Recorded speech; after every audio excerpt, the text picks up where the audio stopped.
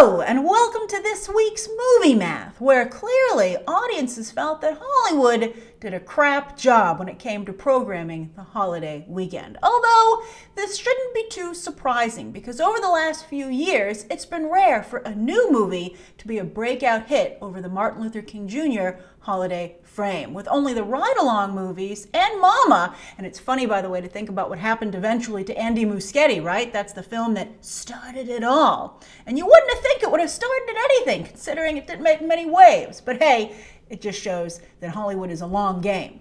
But anyway, those two movies are the only ones that were able to open successfully in this holiday weekend. Instead, the norm has become that a holiday holdover breaks away from the crowd to gain some real momentum. American Sniper, Hidden Figures, and now Jumanji. Oh, this Jumanji story, it brings a real tear to the eye, at least in Tinseltown, where so many careers have been saved by this movie. Let's start with Sony, a studio in desperate need of a 180, and it looks like Jumanji is starting the turn.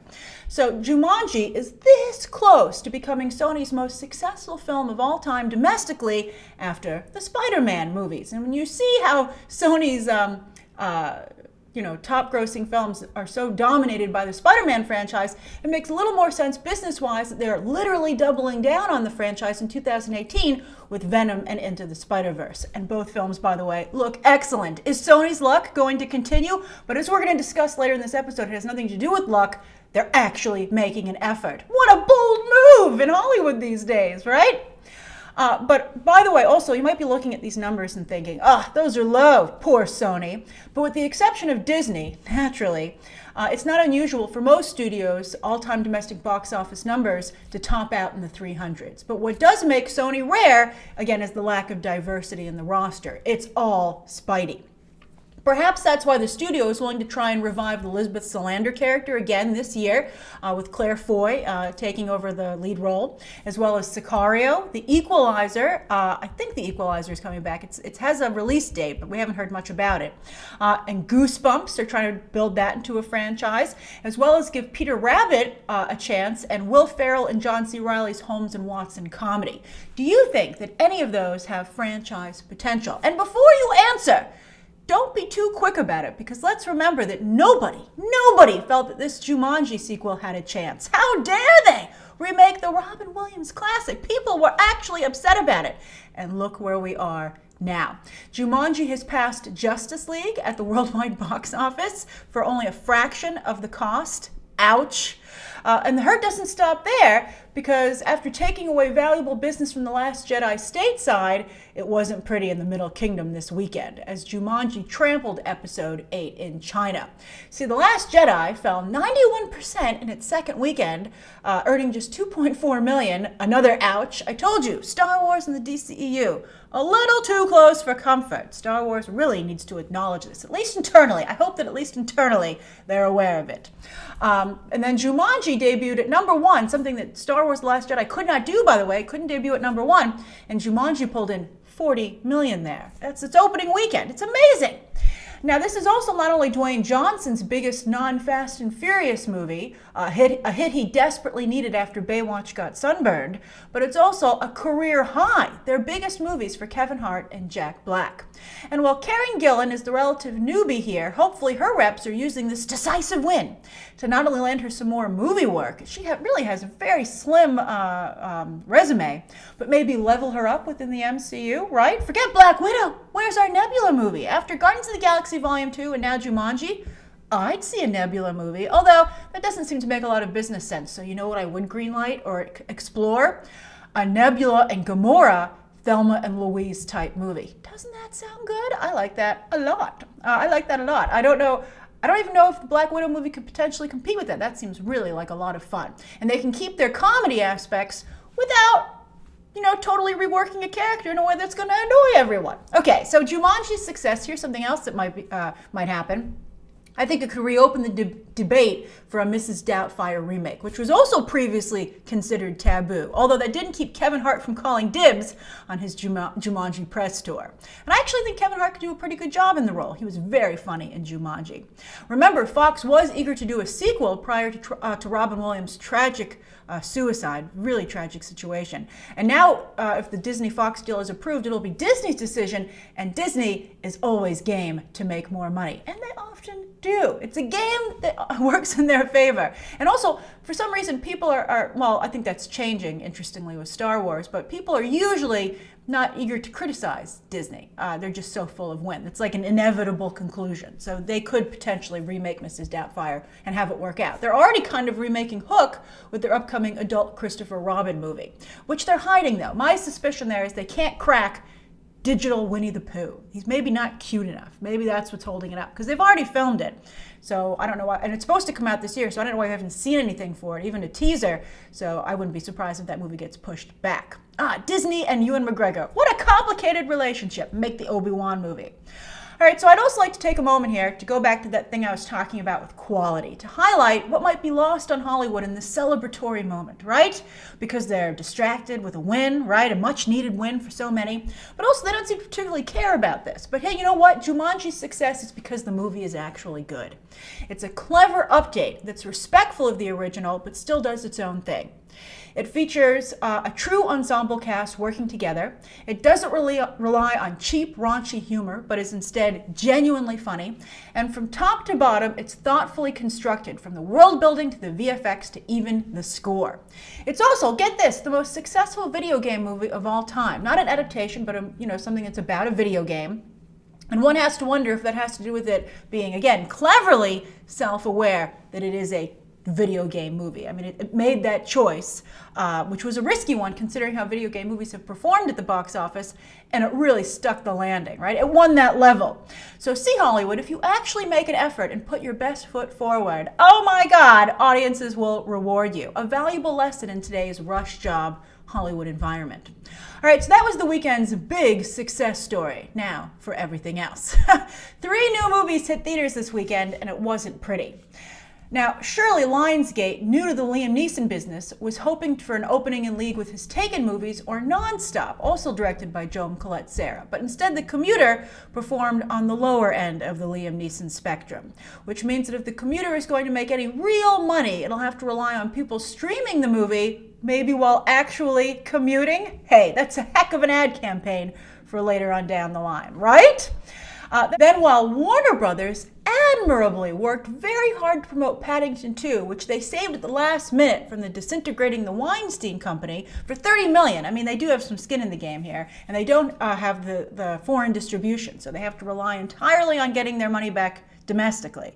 And it's not going to happen because they couldn't keep the sequel from opening, again, despite so much promotion at the last minute. Again, it's something you don't usually see from Hollywood. It was really impressive, and it brought a tear to my eye. And a lot of crying today in Movie Math, right? Or at least welling up, because I think Paddington's such a fabulous film, and so often studios, even for movies they've had since the beginning, don't make enough of an effort publicity-wise.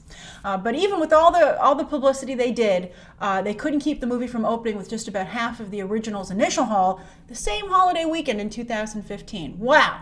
Now, Paddington 2 is still a smash hit in the UK. That constitutes a smash hit in the UK.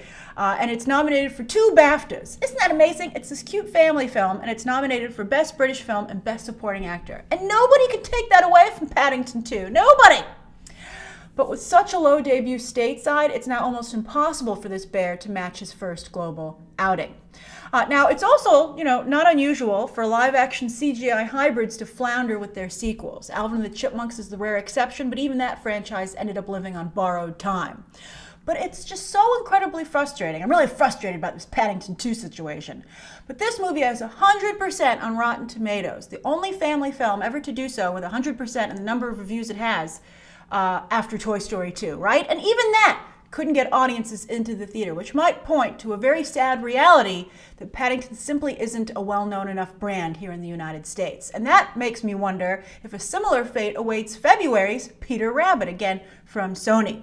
But it's worth noting that that film takes a more modern Alvin and the Chipmunks-esque approach rather than the charmingly traditional Paddington films. And it also stars General Hux and Moira McTaggart, while featuring the voices of Harley Quinn and current It comedian James Corden, who a lot of you in the UK seem to hate, but so far it doesn't seem to be affecting his career. I keep waiting for that hate shoe to drop.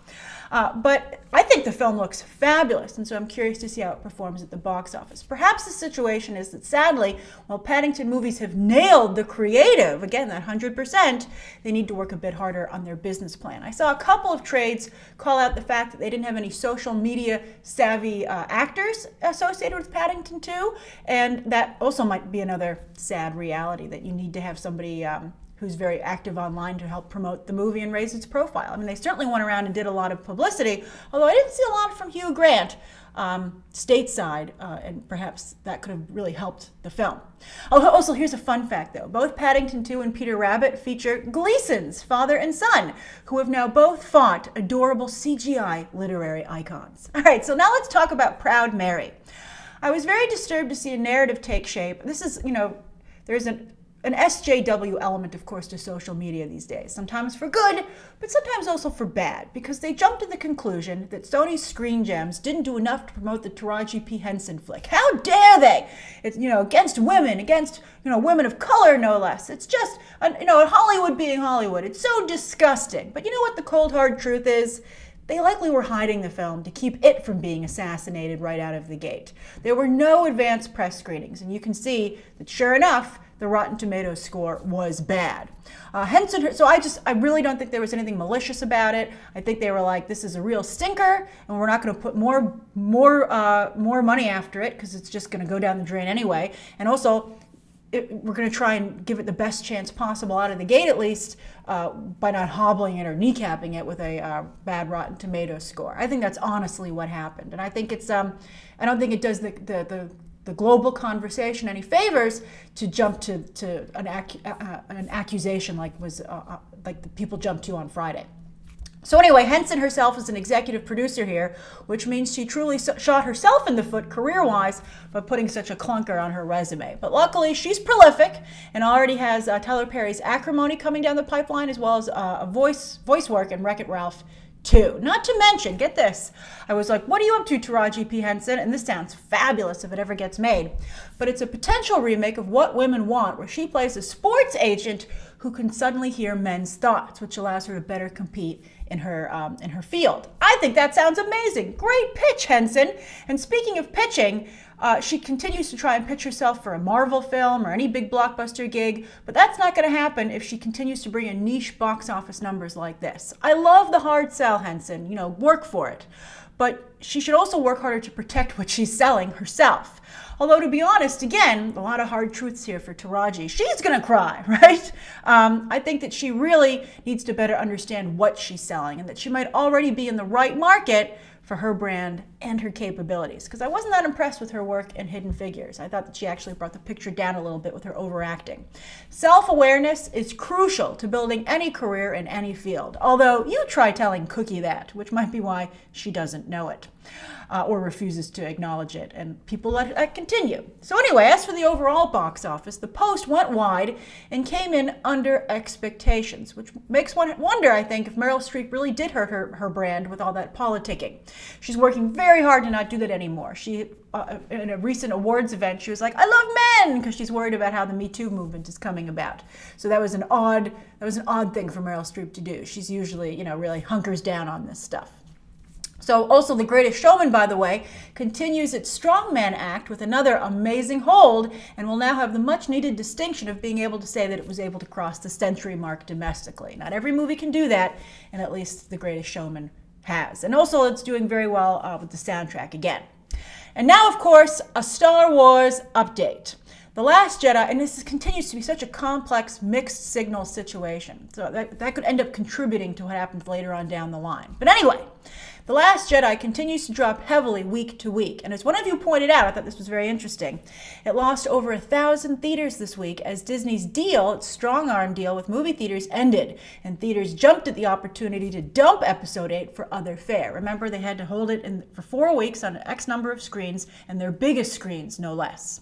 Now, in comparison, because some of you might be like, well, that's just it's this 5th week, that's just natural. Well, 5 weeks into The Force Awakens, they lost just 312 screens. It was the first time that they lost screens as well. And if you're wondering, both movies opened on the same number of screens, so that's a very bad comparison. But sure enough, The Last Jedi did unseat Beauty and the Beast to take the number 10 spot of all time at the box office worldwide, and will likely surpass another Disney pick, Frozen, soon enough for the number 9 spot. So sure enough, as I tweeted a few weeks ago, that would make, and does make, The Last Jedi an undeniable box office success. However, this shouldn't dismiss the warning signs, the latest being that screen dump and a 91% second weekend drop in China. And the question remains what this means, what these cracks mean for the future of the Star Wars franchise. Now, everyone is gunning hard for Solo, including Fox, which we discussed in Morning Movie News today, and they just moved up Deadpool 2 to the weekend before the prequel. So Disney, though, can always write Solo off as a rare misfire for Kathleen Kennedy, who otherwise has resoundingly delivered. Oh, it was Phil Lord and Chris Miller's fault. They did the best they could with having to do a last-minute fix, etc., etc. So that means, and so that's good for Disney to push this reckoning off as long as possible.